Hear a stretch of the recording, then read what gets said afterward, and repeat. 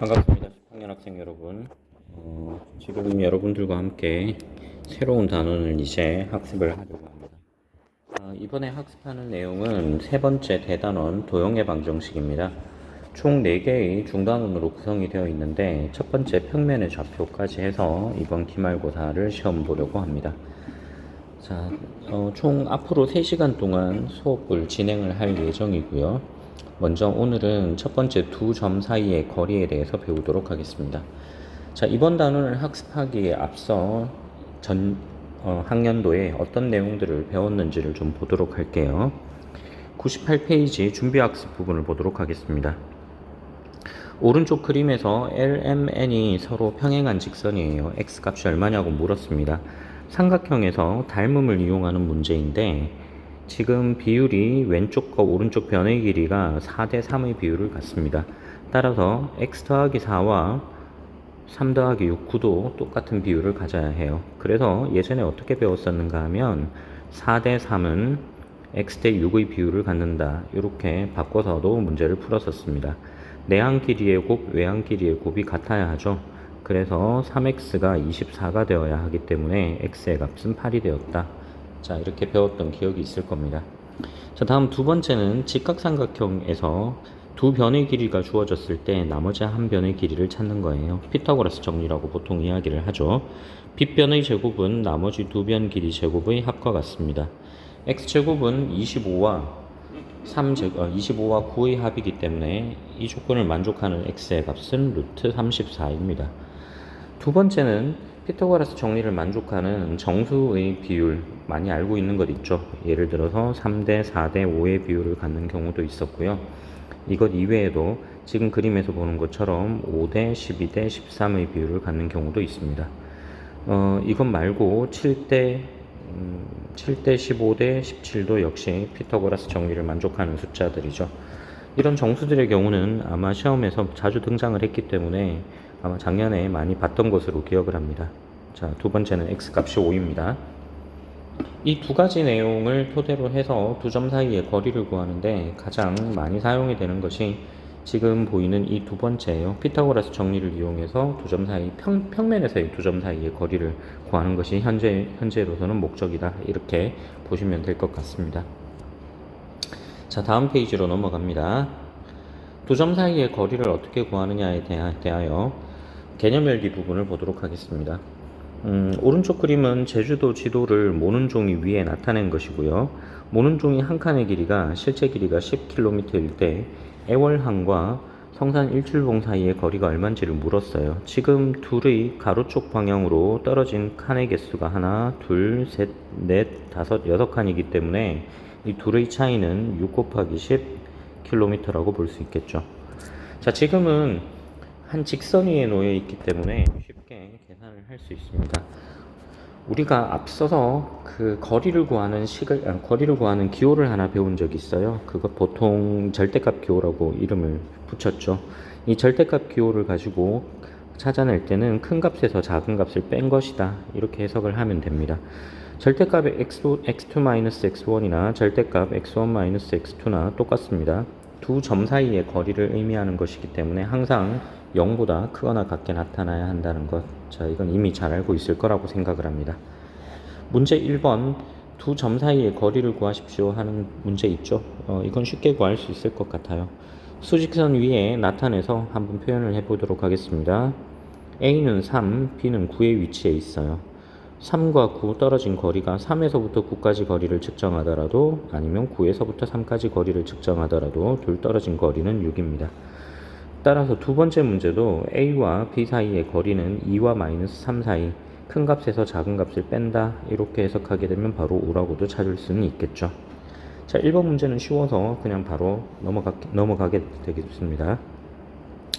자, 다음 두 번째는 그럼 좌표평면 위에 있는 두 점 사이의 거리는 어떻게 구하느냐인데요. 이것은 피타고라스 정리를 이용을 하게 됩니다. 직각삼각형을 가지고 문제를 풀겠다는 뜻인데요. x값과 y값, 이 각각 두 점에서의 x성분과 y성분의 차이를 각각 가로의 길이와 세로의 길이로 잡습니다. 그러면 우리가 찾고자 하는 것은 빗변의 길이인 것이죠. 따라서 빗변 길이는 제곱했을 때 가로변의 길이랑 세로변 길이를 각각 제곱해서 더한 것과 같습니다.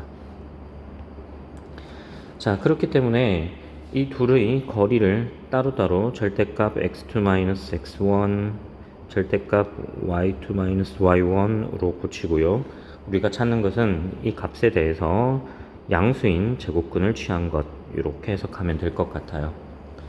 자, 이미 충분히 알고 있는 내용이기 때문에 그냥 쉽게 넘어가도록 하겠습니다.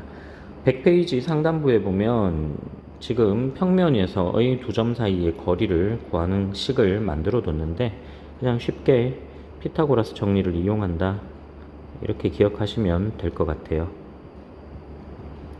피타고라스의 정리를 이용합니다. 나중에 3차원에서, 그러니까 공간상에서요, 공간상에서 두 점 거리를 구할 때도 이 피타고라스 정리를 이용을 해서 똑같이 문제를 풀게 됩니다. 차후에 배우게 되는 내용이고요. 자, 그 부분도 뭐 지금과 같은 방식이다까지만 생각을 하고 넘어가도록 하겠습니다. 아래쪽에 원점과 점 A 사이의 거리를 구하는 식이 있는데 이것도 위쪽에 포함되는 그 특수한 케이스죠. 그래서 x1, y1 두고요. x2하고 y2 각각의 좌표를 각각 0,0으로 해서 대입한 결과다, 그렇게만 알면 될 것 같습니다. 스스로 확인하기 문제를 보겠습니다. 두 점 1,2, -1,1 사이의 거리는 그럼 어떻게 구하나요? 좌표 평면에 그래프를 그리지 않더라도 이제는 이 둘 사이에 떨어진 그 각각 x축과 y축 사이의 거리를 이용해서 풀 수 있습니다. 자, 1과 -1, 큰 값에서 작은 값을 뺀다고 했죠.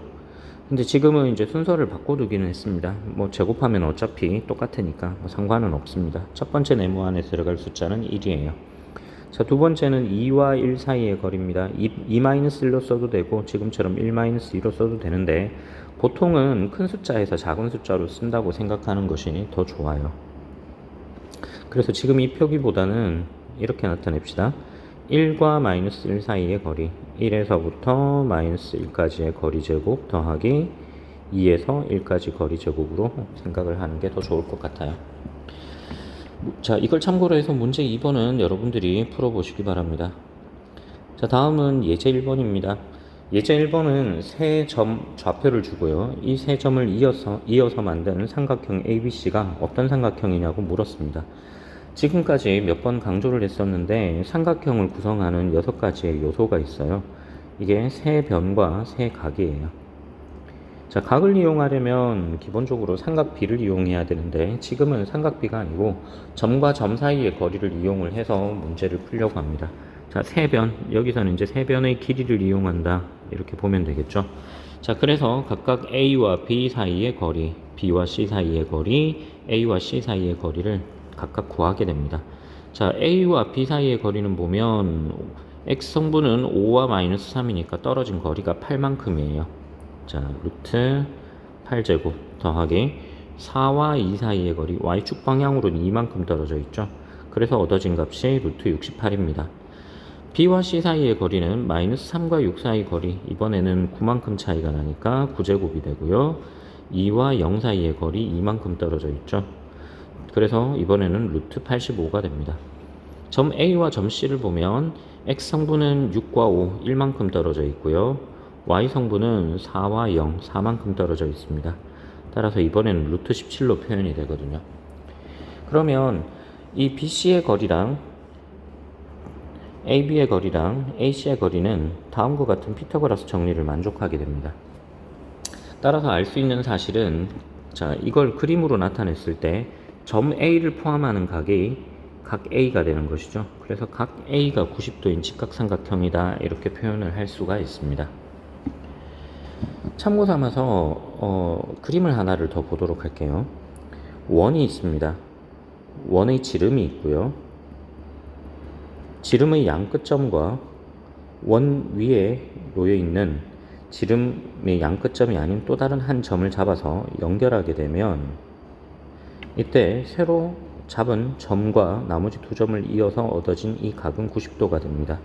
이것은 중심각과 원주각 사이의 관계에서 이미 학습을 한 적이 있습니다.